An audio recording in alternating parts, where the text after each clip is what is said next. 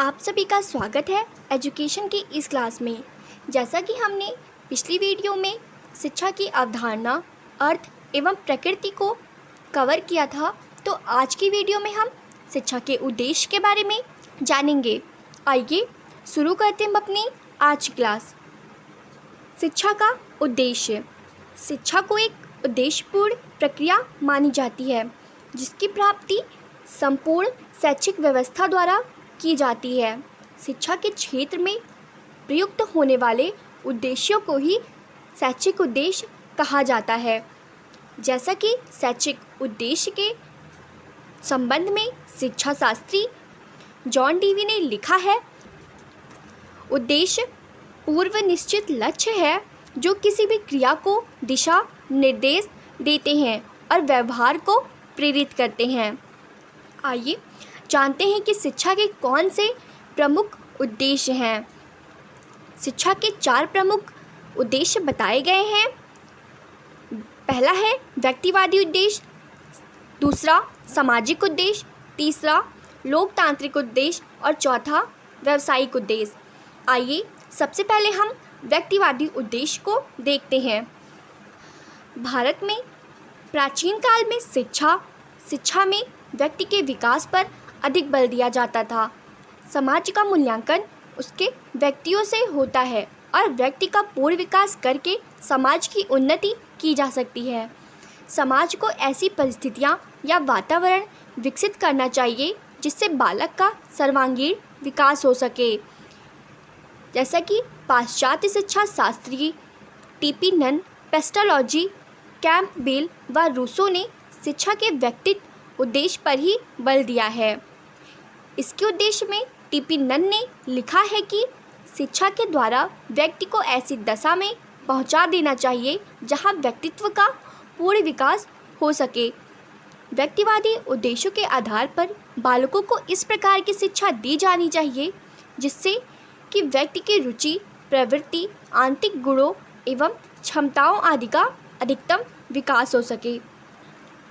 तो ये थे शिक्षा के व्यक्तिवादी उद्देश्य। आइए सामाजिक उद्देश्य के बारे में जानते हैं। जैसा कि पूर्व में लिखा जा चुका है कि बालक के व्यक्तित्व का सम्यक विकास समाज के द्वारा ही होता है। बालक समाज में ही उत्पन्न होता है, समाज द्वारा ही उसका पालन पोषण होता है और समाज में ही रहकर वह अपना जीवन यापन करता है। इसलिए मनुष्य को सामाजिक प्राणी भी कहा गया है। सामाजिक उद्देश्य का अर्थ यह है कि शिक्षा के द्वारा बालक का विकास इस प्रकार होना चाहिए कि समाज का एक उपयोगी एवं कमाऊ सदस्य बन सके तथा शिक्षा के द्वारा छात्रों में ऐसी भावना विकसित की जाए जिससे वह केवल अपने आप का ही नहीं बल्कि समाज का सदैव ध्यान रखे, और ये शिक्षा के माध्यम से ही संपूर्ण हो सकता है। आइए शिक्षा के लोकतांत्रिक उद्देश्य के बारे में जानते हैं कि लोकतंत्र केवल एक राजनीतिक व्यवस्था ही नहीं बल्कि जीवन का एक तरीका है। यह बिना जाति, धर्म, लिंग अथवा आर्थिक स्थिति पर ध्यान दिए बिना हर किसी को समान स्वतंत्रता व समान अधिकारों के सिद्धांत पर आधारित है। यह सिद्धांत एक लोकतांत्रिक देश के शिक्षा के लक्ष्य के निर्धारण को निर्देशित करती है। तो ये थी लोकतांत्रिक उद्देश्य। हमारा चौथा उद्देश्य है व्यावसायिक उद्देश्य। वर्तमान समय में शिक्षा के व्यावसायिक उद्देश्य को बहुत महत्व दिया जा रहा है। व्यावसायिक उद्देश्य का तात्पर्य यह है कि शिक्षा के माध्यम से बालक किसी न किसी व्यवसाय को सीखकर अपना जीविकोपार्जन कर सके। मनुष्य की अनेक मौलिक आवश्यकताएं होती हैं जिनमें कुछ अनिवार्य हैं जैसे भोजन, वस्त्र एवं निवास, तथा कुछ अन्य आवश्यकताएं होती हैं जैसे शिक्षा, स्वास्थ्य, सुरक्षा आदि। मनुष्य की इन आवश्यकताओं की पूर्ति आर्थिक आधार द्वारा यानी जीविकोपार्जन करके पूरा किया जा सकता है।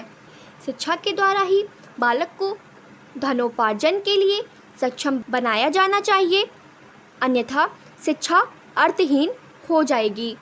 अतः शिक्षा का मुख्य उद्देश्य व्यक्ति को किसी व्यवसाय विशेष के लिए तैयार करना चाहिए ताकि वह आत्मनिर्भर बन सके।